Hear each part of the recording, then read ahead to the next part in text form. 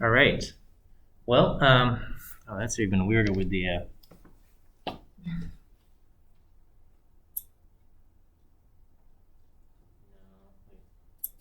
No, I clicked the wrong one. Cancel.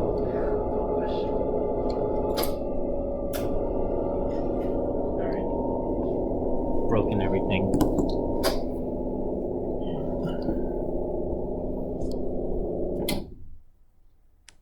Okay, there we go. All right. Well, happy Wednesday, and it's week 8. Things are just ticking by so quickly now. We got one more optimization method to cover. This one is called the Nelder-Mead method. So let's take a look at it. Okay, this one. This is a numeric method, and for finding the minimum or maximum of a multidimensional function. This is a direct search method. It doesn't use any kind of derivatives or anything like that. What it does is it takes a value, and then it finds another value, and it compares the two values, and it says, oh, did we go up or down? And if we go down, we go, oh, we're probably headed in the right direction. And the algorithm is basically a way for us to pick the next values to investigate, to decide whether we're moving in the right direction or not. It's not guaranteed to converge. It works pretty well. And this is, I think, the default method that gets implemented when you call optim in R. So it uses it's powered by a simplex. So if you have an n-dimensional space, your simplex has n plus 1 vertices. So on a 2-dimensional plane, your simplex is a triangle, three vertices. If you have a 3-dimensional function, then your simplex has 4 vertices, which would be basically like a pyramid, a tetrahedron. Okay, so you imagine, a triangle and then a 4th vertice, so you get this tetrahedron. And then for anything higher, you have these, for a 4-dimensional function, which is hard for us to even visualize, you have a 5-cell pentachoron, which there's actually a Wikipedia article on this thing. And it looks kind of like this, but the inner cell, the inner point inside is exists in kind of hyperspace, and this is just your 3D projection of a simple rotation of the thing, and these are all kind of, well, anyway, that's something else, right? But we'll just illustrate using just a 2-dimensional triangle, and it still gets the right idea across, and it generalizes to into higher dimensions. Okay, and so what we'll have is we'll start off with a 2-dimensional function, and we're going to say, we want to find the local minimum of this 2-dimensional function. And so we just start with some arbitrary points, and you start with 3 kind of arbitrary points to form a triangle, and then you do these operations. You will sort, reflect, extend, contract, shrink, check for convergence. So we'll walk through each of these things. Okay, so let's say I started off with these points. Okay, U, V, and W, and they are in a triangle. And we're going to label the points so that the worst performing point is W, and the best performing point is U. Okay, so again, the goal is we want to find the minimum of this 2-dimensional function. We want to find the coordinates of the function we want to find the coordinates in 2 dimensions of the location that gives us the minimum value of the function. So right now, U, of these 3 points, U gives the smallest value of the function. F of U is the smallest, and F of W is the most.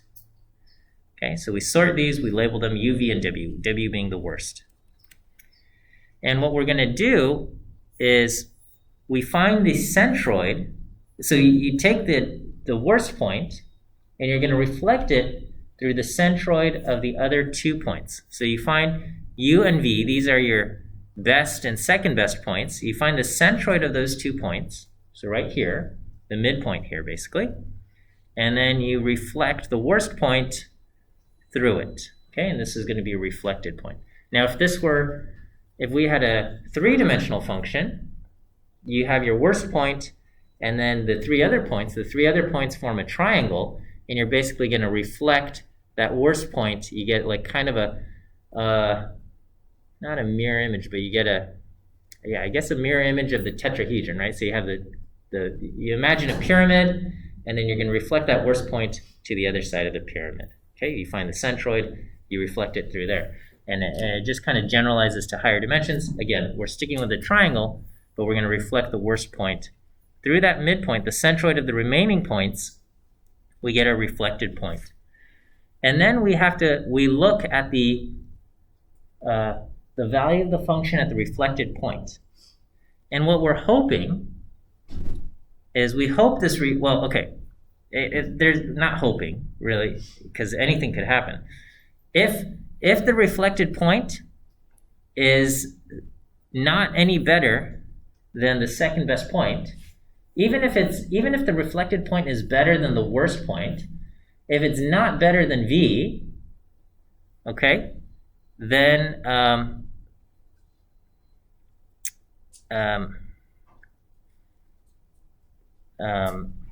then we have to do something else, okay? But if R is better than V, okay, if R is better than V but not better than U, okay, then we will replace the worst point with R, right?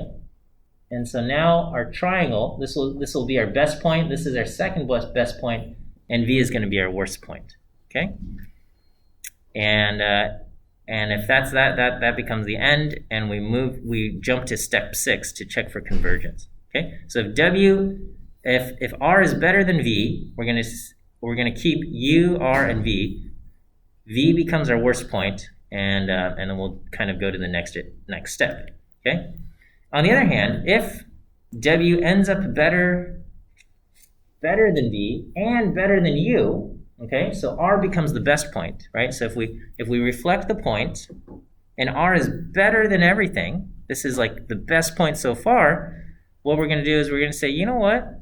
Maybe we're really moving in the right direction, and we're going to just attempt to be a tiny bit greedy, and we're going to say, what if I keep going in this direction, right? So things are getting better. I go from W to R, and things got better, and we go, maybe if I keep going in this direction, it's going to be even better. So I extend this location. So basically, from W to R, that's the reflection. And then basically, if you think of the vector, W to this midpoint, I'm going to just kind of take that and go further, right? So if you think of, if I have a midpoint right here, you can think of R as the midpoint plus W to the midpoint. So you have vector W to the midpoint.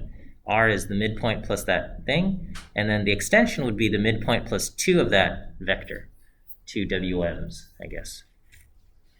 All right. And then so if the function evaluated at the extended point is even better than the reflected point, we're going to keep it. Okay? We're going to say E, we're going to keep this, and we'll keep U, V, and E. All right, E is going to be my best point, V is my worst point, and U is my second best point. We're going to this will be our new triangle, U, V, and E. Okay? If E is worse, if R is better than E, we'll just take U, V, and R. Okay? So we'll replace W with R. And then R is now my best point. And then this is my second best point, and V is now my worst point. Is that okay? All right, and then we move on to the next iteration. to check for convergence. Okay. All right. On the other hand, if I reflect it and R is not better than V, okay, we don't want to replace W with R. So, because even if R is better than W, if R is not better than V, then there's no sense in replacing W with R, because we're just going to be kind of flipping back and forth. Because let's say we have U, V, and R is my worst point. Okay. At the next step, what I'm going to do is I'm going to reflect my worst point through the midpoint, and I'm going to end up back at W. Right? And so we'll just kind of be going from, well, this is my worst point, and I replaced it with this, which is better, but it's still my worst point. So I'm going to, at the next iteration, we reflect it, and we just keep going back and forth if we just do that. So if I reflect it and R is not any better, then what we're going to try is we're going to say, okay, well, maybe we'll try these contracted points. Okay, we're going to try the inside contracted point and the outside contracted point. The inside contracted point is 1/4 of the way from W to R, or basically half of the way from W to the midpoint. And the outside contracted point is basically 3/4 of the way from W to R, or half of the way from the midpoint to R. So however you want to think of it. Or some other value, okay? Most commonly we would just kind of do fourths, but if you want to say, hey, we're going to go 1/3 of the way and 2/3 of the way, there's no rule against it. But these are probably your most common locations for what the inside and outside contracted points are. And we're going to evaluate both of these points, and hopefully one of these points, at least one of these points, is better than V. Okay, so if we have U is the worst and V is the worst, U is the best, V is the second best. If either of these points outperform V, then we'll keep it. We'll keep the one that performs better. Okay, so we'll evaluate the inside contracted point, the outside contracted point. Whichever one performs better than V, we're going to keep that one. Okay. And if we've tried all of these things, and none of them are better than V. Okay, so U is the best, V is the second best. I've tried the reflection, it's not better than V. I tried the inside and outside contracted points, it's not better than V. So these are all still worse than V. Then what we're going to do is we're going to just contract. We're just going to shrink everything towards U. We're going to say, okay, well, U is the best, and we'll just shrink our triangle towards U. So we'll just go from V to halfway between U and V to V prime, and we'll go from W to halfway between U and W to W prime. And so now I have a smaller triangle, and we start the process over. Start the process over. All right, so once again, going all the way back, we sort our points, U, V, W. W is the worst. We'll try reflecting it. If reflecting is better than V, we'll take it. If reflecting is better than U, it's our best point, we'll try extending it to see if it's even better. And if those are the case, if the extension is even better, we'll take the extension. If the extension is not better, but R is the best point, we'll take it. If that doesn't work out, if R is still the worst performing point, we'll try contracting it, and we'll take whichever one outperforms V. And if contracting fails, then we just shrink the entire triangle. Okay, so we're going to try all of these things out, and we'll see. Let me go ahead. I'm just going to go ahead and give you all 3 view quiz answers, and that will be it. And it's easy. It's ABC. Okay, ABC. Those are your 3 view quiz answers. Okay.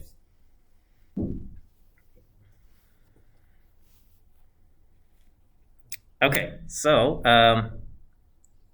then we check convergence, and if we've converged, we'll stop. Otherwise, we keep going, right? So there's a few ways to check convergence. One is you can say, all right, we have 3 points in our triangle. We'll check the standard deviation of these 3 points, And if it's lowest below a certain tolerance, meaning like all three of these points are kind of like almost at the same value, we'll quit. Or you can just kind of say if you know the difference between x and x1 and x2 is less than some tolerance, and y1 and y2 are less than some tolerance, we can do that. Okay, I coded this up and I made a little demonstration. 5A with 5G. All right, I guess we have to endure a commercial here. Right now, get $70 off. Jeez, that's so loud. Okay. Here we go. If you need tires. Okay. Wait, this is the wrong video.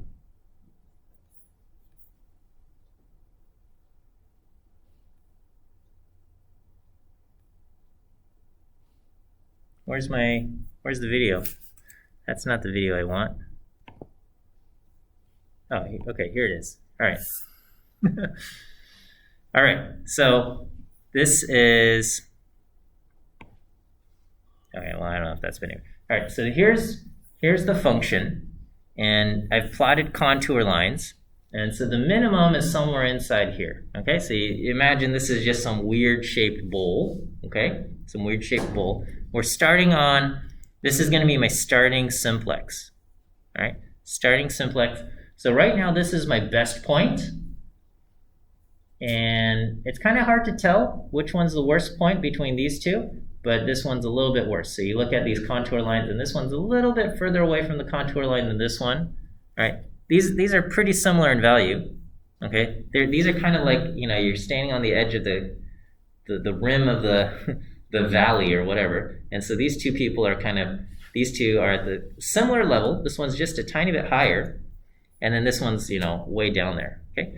So what are we gonna do? We're gonna reflect it.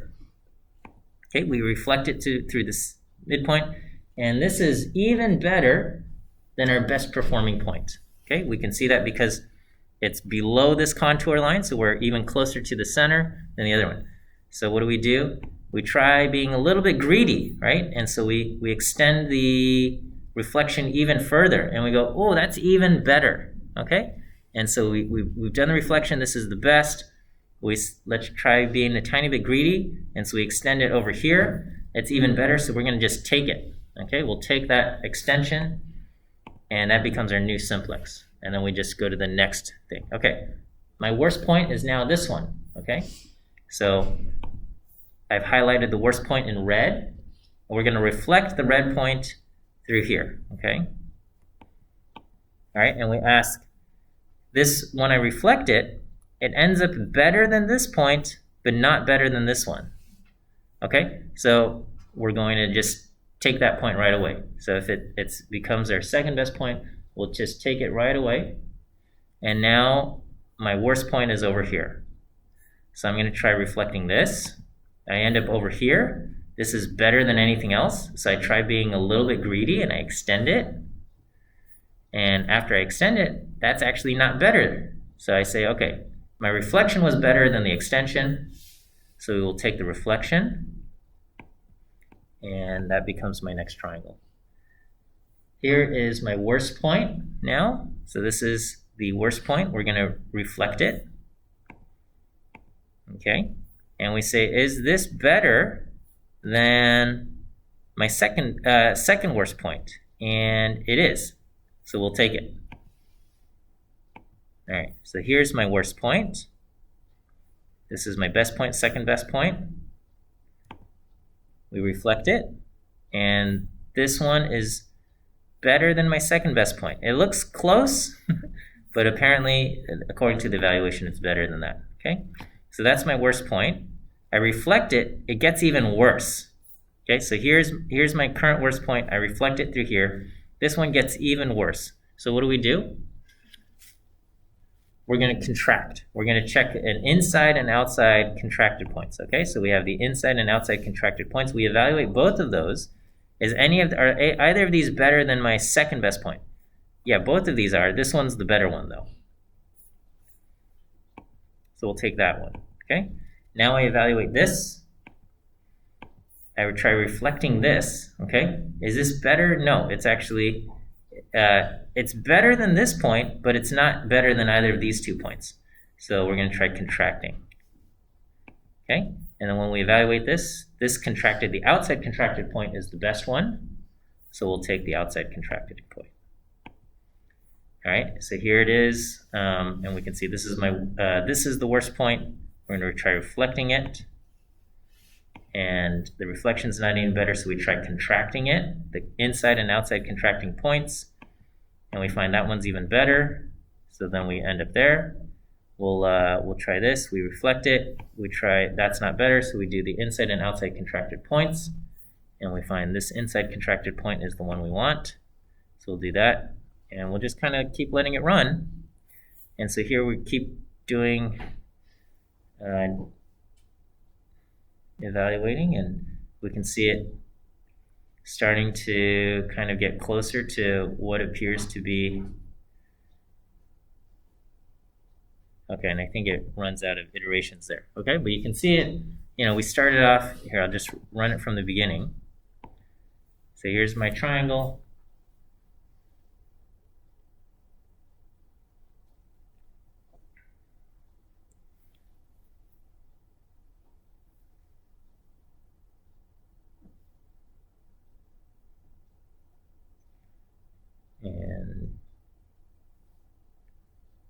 And so we can see this algorithm converging towards the optimal point in the center.